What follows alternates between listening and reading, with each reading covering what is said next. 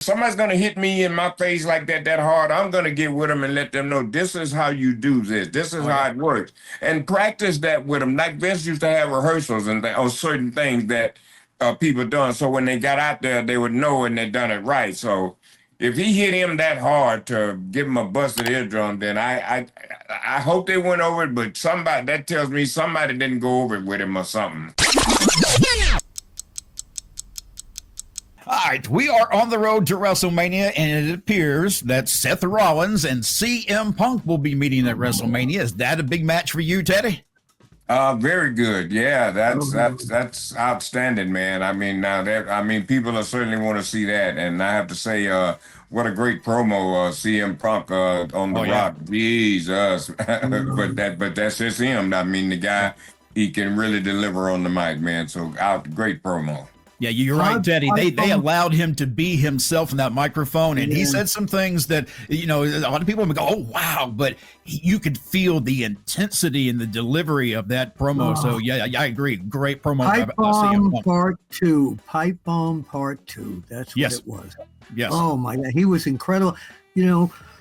What I like is that when he came out of the truck, he went right out there. People backstage were going like, where's he going? And I don't think they played his music when he came out, did they?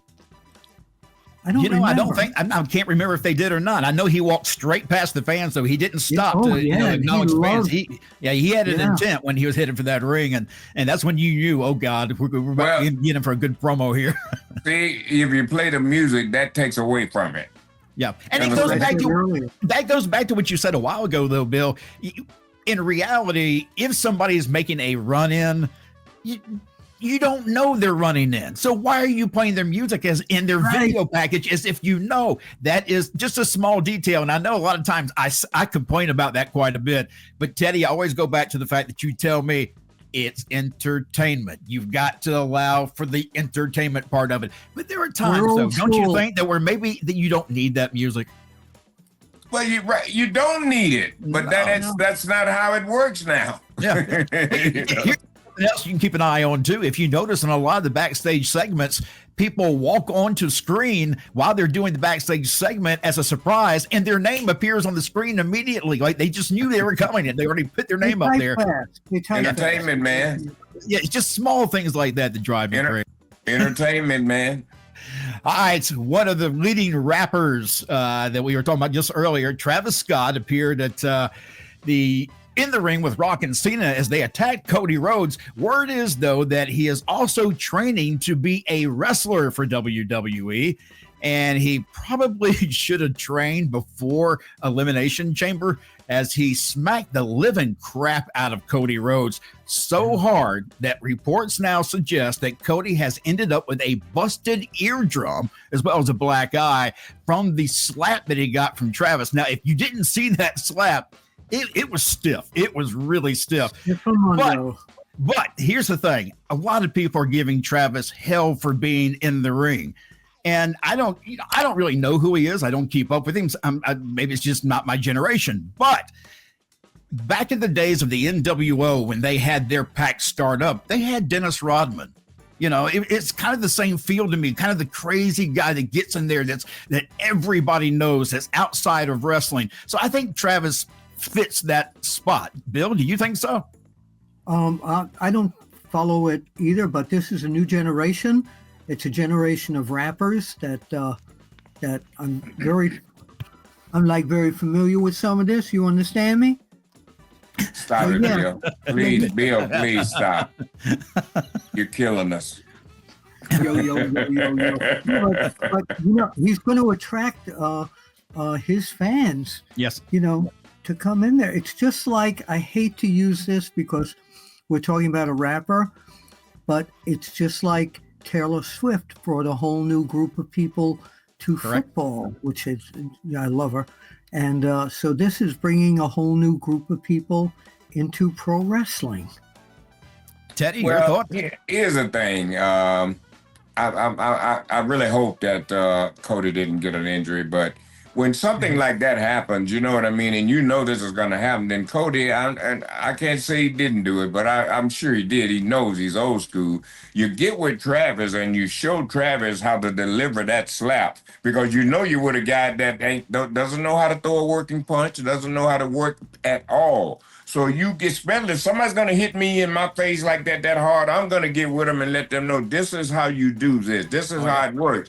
And practice that with them. Like Vince used to have rehearsals and on certain things that people done. So when they got out there, they would know and they done it right. So if he hit him that hard to give him a busted eardrum, then I hope they went over it. But somebody, that tells me somebody didn't go over it with him or something. Somebody didn't smarten them up.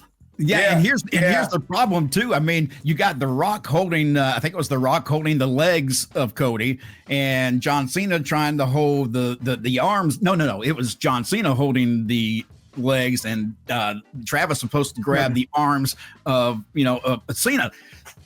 Anyhow, as they were stretching him out, Travis just went in, and Cena really, not Cena, but Cody had no way of protecting himself. He was being held down. So that shot came down, and Cody couldn't do anything but just accept the shot. I mean, But still, my thing is this: did all this just they call it on the fly? Did it just happen in the ring, or did they talk this over before they even went out there? In the ring. I think it happened on the fly. I just think they came up with this. But one of the things that they did that nobody's talking about is when Dusty used to bleed, he always wore a white shirt. Yeah. Did you notice, other than the vest, Cody did to Dusty? He wore the white shirt, and you could see blood on the shirt. Man, anytime I was in a match considered that needed blood, there was always a white garment with a T-shirt or a shirt or something. Those belt shots that The Rock was giving him, I mean, some of them connected. I mean, I watched it.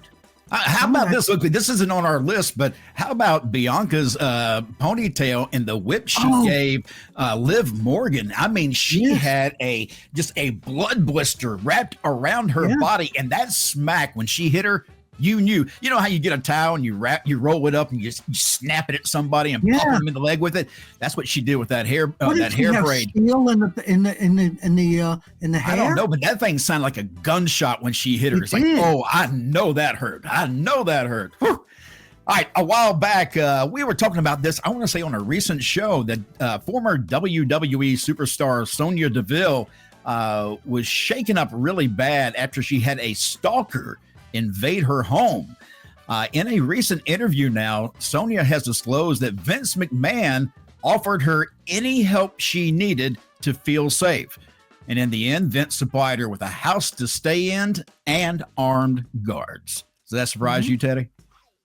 No, that Vince is that kind of guy. Okay, no, that didn't surprise me at all. Okay, because I mean, he understands, and I mean, why wouldn't you? You don't want nothing to happen to this girl, especially on your watch. So So like I said, people they hear one side about Vince, they don't really know the other side. Bill, your thoughts on Vince offering up the house and some security? Same thing as Teddy. That's a boss who cares. Yeah, and that's not the first time. I think he's had to do that with who was it that was? I think it was Sergeant Slaughter, that he had to get special security for him during the time when he was anti-American. But that was different. That was those were death threats. He was getting death threats, not like Sonya Deville.